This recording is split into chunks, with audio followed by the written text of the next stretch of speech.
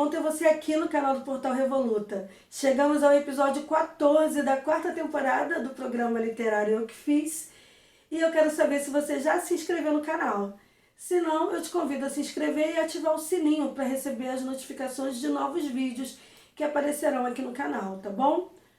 Bom, o convidado desse episódio é o Sandro Ornelas. O Sandro, ele nasceu em Brasília, mas mora em Salvador. Ele é professor e foi indicado pelo Marcelo Frazão, que participou aqui da primeira temporada do Eu Que Fiz. E eu vou deixar o link para você conhecer o trabalho do Marcelo Frazão aqui no cantinho da tela, num dos cantinhos, vai aparecer o link do episódio que ele participou. O Sandro Ornelas vai apresentar para você o livro Dói-me esse mundo de violentas esperanças. Esse livro ele foi lançado pela editora Patuá e é um compilado de poesias baseadas em experiências cotidianas, inclusive reflexões como, por exemplo, a falta de dignidade do povo brasileiro. Reflexão necessária, né? Então, eu não vou me alongar e eu vou deixar você agora com o episódio 14 da quarta temporada do Eu Que Fiz, com o Sandro Ornelas, falando do livro Dói-me esse mundo de violentas esperanças. Apresente seu livro. Olá, meu nome é Sandro Ornelas e eu venho falar do meu último livro de poemas, o quinto, intitulado Dói-me este mundo de violentas esperanças, lançado final de 2021 pela editora Patuá. É um livro dividido em 7 partes. Ele foi escrito entre o final de 2019 e o início de 2021. Não especificamente ele queria tratar de pandemia, mas foi inevitável, está dividido em 7 partes. Mas sem dúvida ele tem o espírito dos últimos 2, 3 anos do Brasil, desde que nós entramos numa grande espiral de autodestruição como nação e como povo. Qual foi a inspiração para o livro? A inspiração do livro é a experiência cotidiana vivida nesse país que cobra tanto da gente, exige tanto da gente, mas ao mesmo tempo nos impede de realizarmos alguma coisa que dê um pouco mais de dignidade a nós mesmos e a quem convive conosco. O livro está dividido em 7 partes e acho que cada uma dessas partes tenta um pouco menos tematizar e mais exprimir, expressar, tentar dizer um pouco dessas questões no país, desde problemas ambientais até problemas de comunicação, né? Como se expressar, como dizer o que é viver nesse país. Nessa segunda e terceira décadas do século XXI. Quais são as violentas esperanças do título? As pessoas me perguntam o que são essas violentas esperanças do título, como se elas estivessem mais preocupadas, a impressão que eu tenho, com as violentas, com o adjetivo, e não com as esperanças, como se esperanças sempre fossem boas ou positivas, quando eu acho que no Brasil as esperanças elas se tornaram, tenho essa impressão, em dispositivos de controle das nossas vidas, no presente. A gente fica sempre colocando num futuro de esperança desejos de salvação coletiva ou de condenação coletivas, e essas esperanças parece que violentam as nossas vidas presentes, né? A impossibilidade hoje, cada vez mais evidente, que a gente tem de viver com os pés fincados no presente, sem olharmos tanto para o futuro. O futuro hoje do Brasil, ele sempre traz consigo, venha de onde vier, venha de quem vier, alguma marca de violência, né? Assim como o nosso passado. O brasileiro olha muito para o futuro e para o passado e esquece de agir no presente, né? A gente não olha para o presente, a gente age no presente. E um país que vive em função dessas esperanças é um país, como o Brasil, acho que num grande beco sem saída. É onde a gente se encontra hoje, num beco sem saída, né? A atual realidade brasileira, a política e social impactaram na produção dos seus poemas? A realidade brasileira, claro que, né, inevitavelmente está presente nesse livro, nesses poemas, né, desde sempre.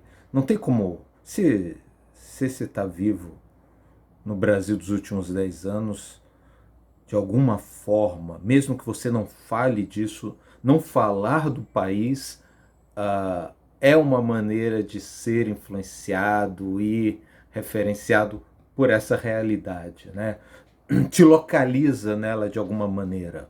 Você se localiza nela, se posiciona dela, mesmo sem falar dela, ou dependendo de como fale dela, né? E como eu já falei, o livro começou a ser escrito em 2019, antes da pandemia, mas sob o influxo da eleição do do né? E a pandemia só veio coroar um clima coletivo de desesperança ou de derrota, de fracasso e de fragilidade, né? É um pouco isso mesmo como eu percebo a presença da realidade brasileira. Ela não é representada de modo figurativo, mas o clima que é o clima vivido no Brasil dos últimos 2, 3, 4, né, anos, ele de alguma maneira, isso digamos, é para mim mais importante do que simplesmente falar representar a realidade brasileira. O sentimento de testemunhar o que é viver no Brasil dos últimos anos, isso eu não tenho a menor dúvida de que está presente nos poemas, isso foi buscado, né? Isso foi premeditadamente buscado, né?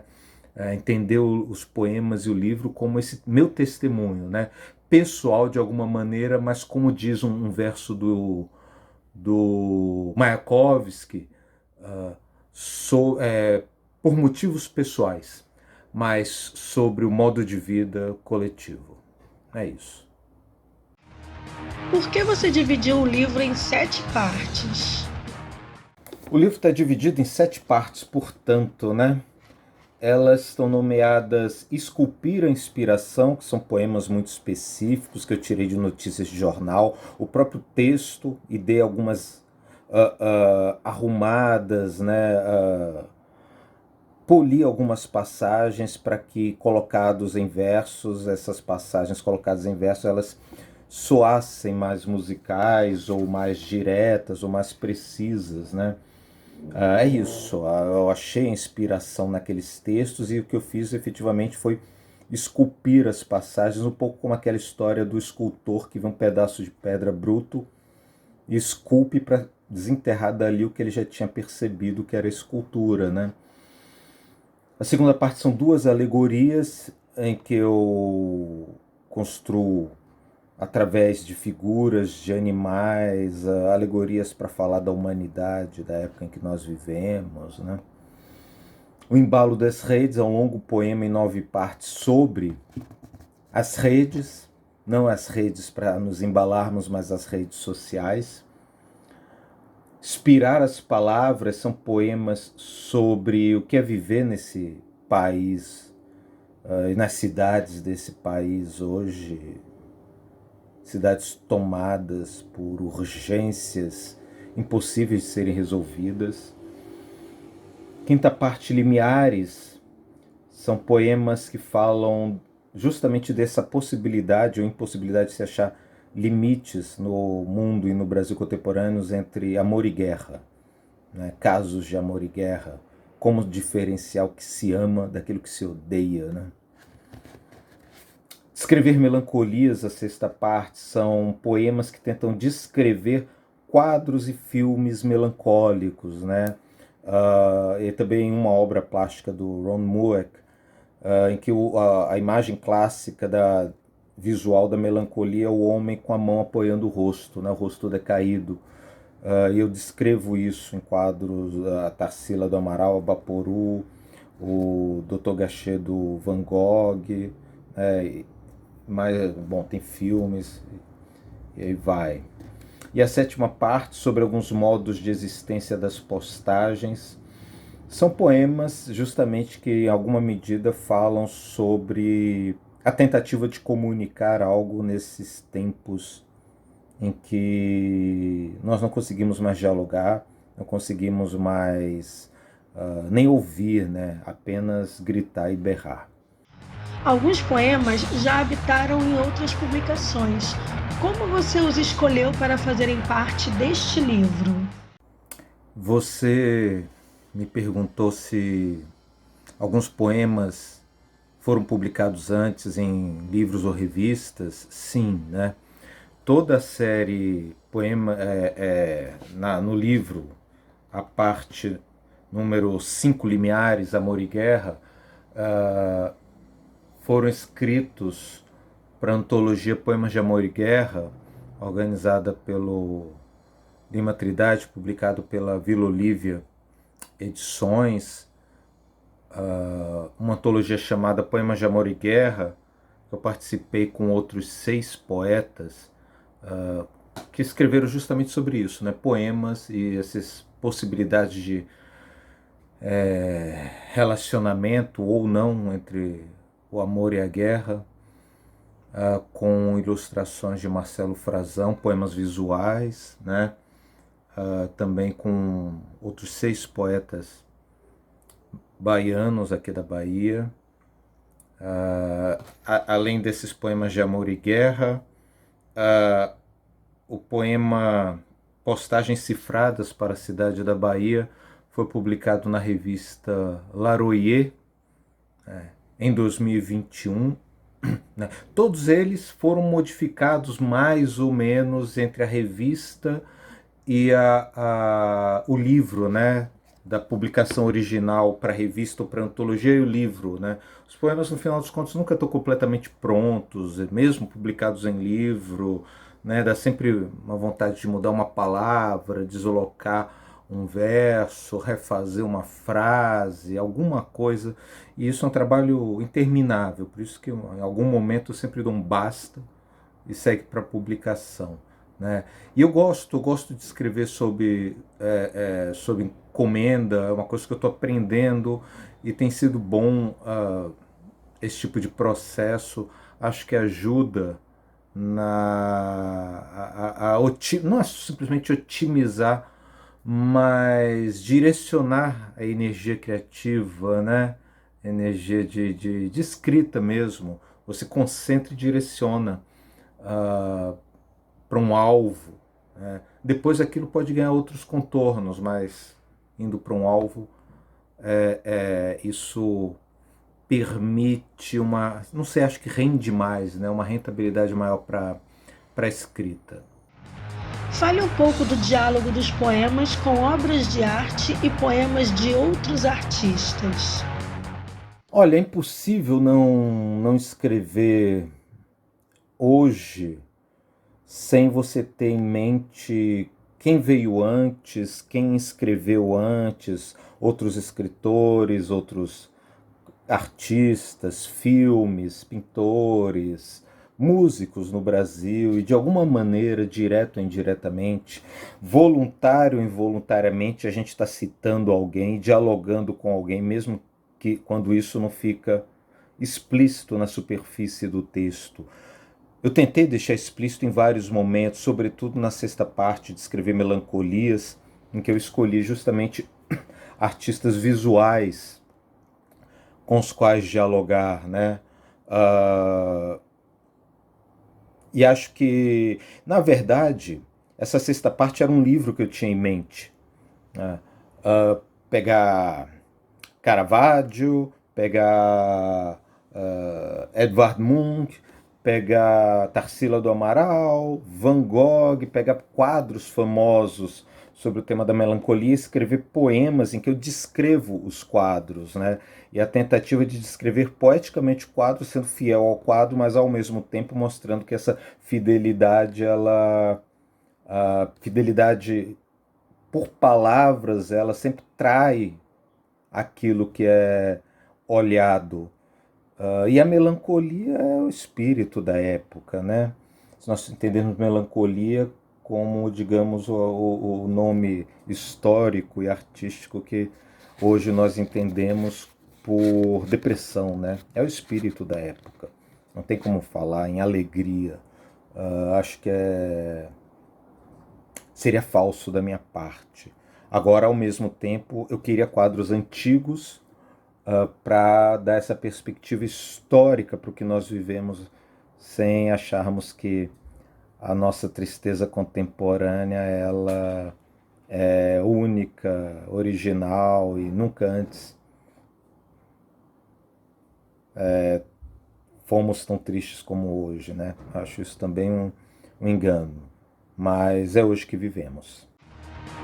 Quanto tempo demorou desde a ideia até a publicação? O livro, você pergunta quanto tempo demorou da ideia. O livro nunca, os meus livros, eles nunca têm uma ideia, um ponto de partida. Vai se escrevendo, né? Eu vou escrevendo até o momento que eu encontro a linha que amarra a ideia, que amarra os poemas escritos de forma avulsa. Eu falei da sexta parte de Escrever Melancolias, que a ideia era um livro à parte, né? Assim como também Esculpir a Inspiração, a primeira sobre notícias relativas à crise ambiental, né? Também era um livro à parte, mas eu não tenho fôlego para escrever 30 poemas, 40 ou quantos sejam, até porque eu posso escrever 6, 7, 10, mas em algum momento minha atenção vai ser deslocada para alguma outra coisa, eu vou escrever sobre outra coisa, e quando eu quero retornar para aqueles poemas anteriores, para aquele projeto anterior, aquilo já foi embora.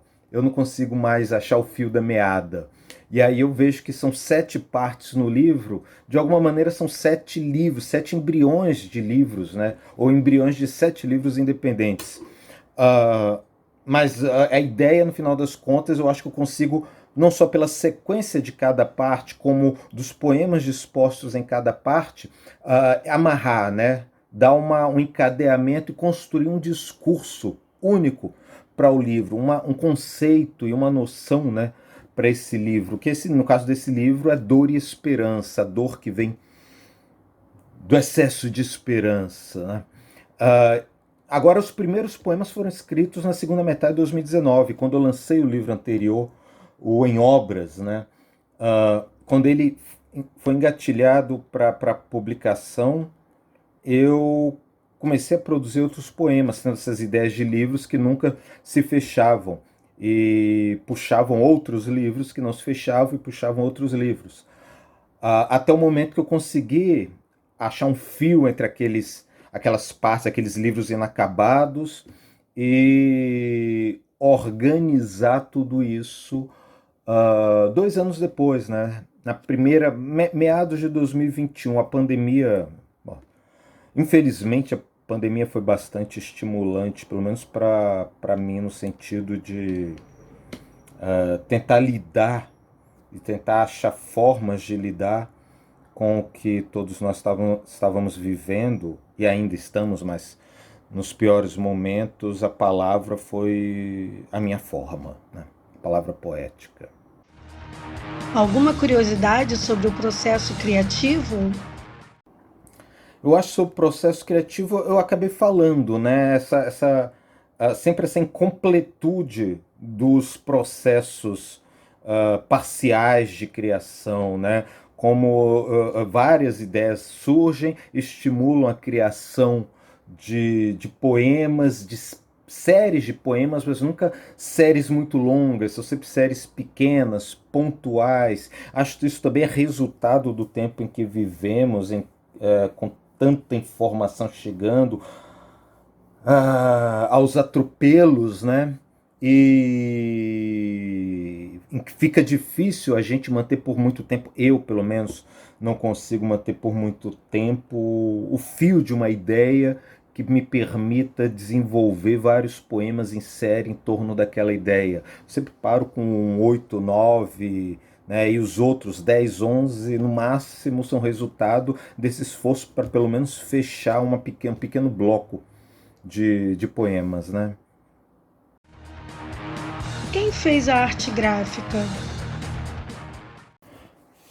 Eu gostei muito do projeto gráfico que a editora Patois desenvolveu através da Luíse Costa nessa capa. Eu tinha dado algumas ideias, mas a gente dá a ideia e nunca sabe o que vem pela frente. E ela ter feito essa capa foi muito bonito. Ela pegou a ideia do primeiro poema, basicamente, eu diria dos dois primeiros, mas o primeiro poema que é uma espécie de farol para o livro inteiro, chamado Soleiras, né? Essa espécie de batente da porta, quando você está atravessando, entrando ou saindo de algum lugar, é o ponto intermediário. E eu fiquei muito feliz pelo uso das cores básicas, por esse close, um misto de abstração, né? E figuratividade, você percebe que é um pássaro. Além disso, e aí foi uma demanda minha, eu pedi, né, para a editora e eles toparam. Tem aqui internamente um trabalho da Marúzia Dutra, é uma artista visual aqui, amiga minha de Salvador, em que ela pegou um manuscrito meu do poema anterior, pelo menos do início do poema anterior, chamado Correspondências, e fez uma intervenção, reescreveu o primeiro verso, né, colando coisas por cima dele. Então é um trabalho dela sobre um poema meu.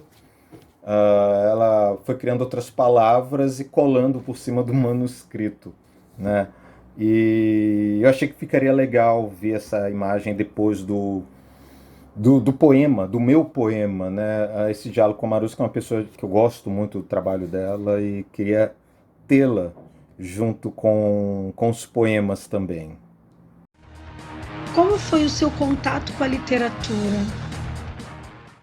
O meu primeiro contato com a literatura, eu não vou lembrar, né? Eu não tenho mais idade para isso, mas eu posso dizer que o primeiro livro, não que eu li, mas o que me chamou a atenção foi na escola, né? No hoje chamado ensino médio, O Admirável Mundo Novo, do Aldous Huxley, que um professor de história, não de literatura, passou. Foi a primeira vez que eu li algo e pensei, tem algo de muito interessante nisso aqui. Nisso chamado livro, nisso chamado literatura. Daí eu comprei outros livros do Huxley, Contraponto, e fui pro George Orwell, né? Todos sempre colocam lado a lado Admirável Mundo Novo e 1984. Isso para um garoto foi meio fascinante. E aí, bom, não parei e virei professor de literatura. Qual o seu livro de cabeceira? O meu livro de cabeceira. Olha, eu posso dizer que o meu livro de cabeceira é a poesia reunida, né? A obra poética, na medida que está sempre sendo acrescentada, do Fernando Pessoa. Nada em particular, não, mas é aquela que foi mais importante num determinado momento da minha vida, né? Antes, inclusive, de eu entrar em cursos de letras. Esse livro foi importante, isso, né? Ter descoberto Fernando Pessoa num determinado momento foi chave e foi através desse livro. Qual o seu calo literário? Aquele que eu nunca consigo terminar de ler, o livro do Desassossego. Porque foi é um livro que Fernando Pessoa, no final das contas, ele nunca escreveu, ele projetou.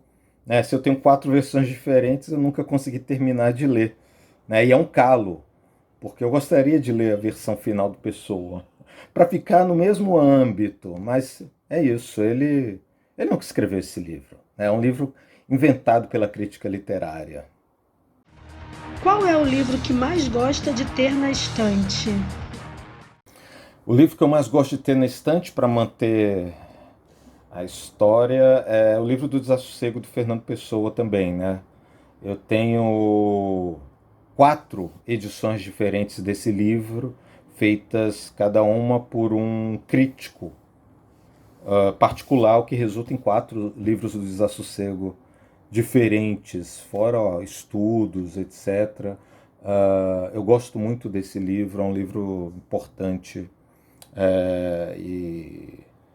Então, Fernando Pessoa é o autor que eu tenho mais livros e sobre o qual eu tenho mais livros, sobre o que eu mais li, né?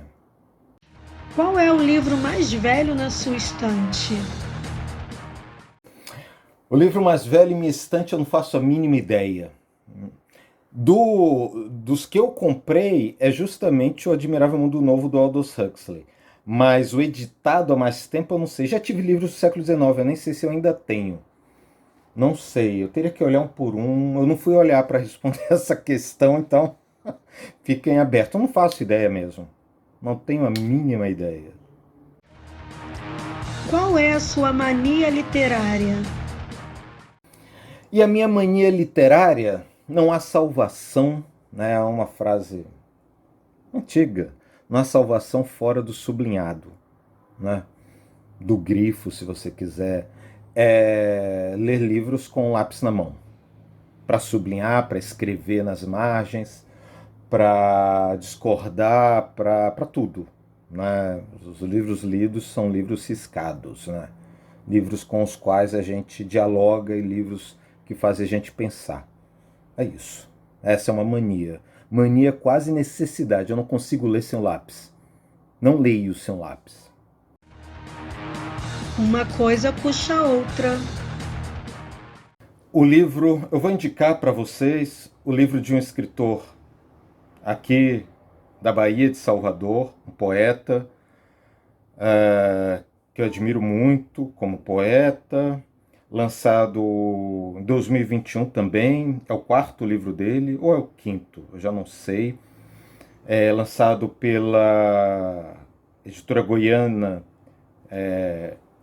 Martelo, Casa Martelo, um livro belíssimo do Moisés Alves. O nome do livro é Mangue. Aqui a capa, fundo, a lombada. É um livro muito bonito, com poemas sensacionais do Moisés, com fotos que funcionam como belos poemas visuais, fotos da família do Moisés, assim como os poemas também tratam de uma certa maneira disso, né? Deixa eu dar um exemplo aqui. Que os poemas têm fotos que também têm título, né? Eu Não Sou Bonita, essa foto linda aqui. Eu recomendo, lançado final do ano passado, Mangue, de Moisés Alves. Recomendo todos os livros dele, mas esse em particular. Uau, quantas reflexões e influências, né? Refletir sobre viver no Brasil, principalmente nas 3 últimas décadas, é uma tarefa dolorosa, mas necessária. Legal demais que ele fez esse panorama brasileiro, abordando vários problemas ambientais, sociais e também a questão da pandemia que ainda nos atravessa, né? Isso tudo ele utilizou da poesia para falar de todos esses assuntos. Inspirador, né? E a mania literária dele? Bom, eu confesso que várias vezes eu já pensei em sublinhar os meus livros, mas eu acho que eu tenho um excesso de apego e zelo e acabo achando que vou danificar e não sublinho. Mas por vários momentos eu até já me arrependi disso, porque tem passagens que são legais a gente voltar atrás e se não sublinha não tem como saber onde está, né? Bom, aqui na descrição do vídeo vão ter todos os links para poder acompanhar o trabalho do Sandro e saber como faz para adquirir o livro dele, tá bom? E vamos de poesia de Sandro Ornelas? Vamos, né? Ele me enviou o livro em PDF e aí eu escolhi uma poesia para ler para vocês. As Duas Faces do Dr. Gachet. Desconhecemos seu afeto encravado em seu olhar, vem do azul que chove fora ou do espinho que vai dentro. Esse homem debruçado sobre a mesa, como quem cai no abismo de si mesmo, suspenso no traço de outrem. Impossível salvar o homem que entristece enquanto pensa no que poderia ter sido, exposto à insídia do tempo. Tal homem sabe que a vida só oferece ao coração os raios entorpecentes de que o pintor lança a mão. Se ele é um ou se ele é dois, só sabe quem o colore com as ervas desmaiadas que se espalham feito dores. Bonito, né? Bonito demais. Poesia sempre nos enriquece, né? E aí, curtiu? Gostou desse episódio? Então, clica aqui no curtir para poder dar uma força pro canal, tá bom? E espalhe esse vídeo para os seus amigos, manda nos seus grupos do WhatsApp, nas suas redes sociais. Vamos espalhar arte, cultura, poesia, literatura por todos os cantos, tá bom? E você que chegou até o final aqui comigo, eu te agradeço pela companhia. E se você quer participar do programa ou tem algum autor ou autora que você quer ver por aqui, manda um e-mail para euquefiz@revoluta.com e a gente conversa sobre a sua participação ou a sua indicação para alguém participar aqui do programa, tá bom? Como eu sempre digo, só a arte salva, e eu vou finalizar esse episódio com uma frase de Cecília Meirelles. Os livros que têm resistido ao tempo são os que possuem uma essência de verdade, capaz de satisfazer a inquietação humana por mais que os séculos passem. É isso. Um beijo, até o próximo episódio e tchau!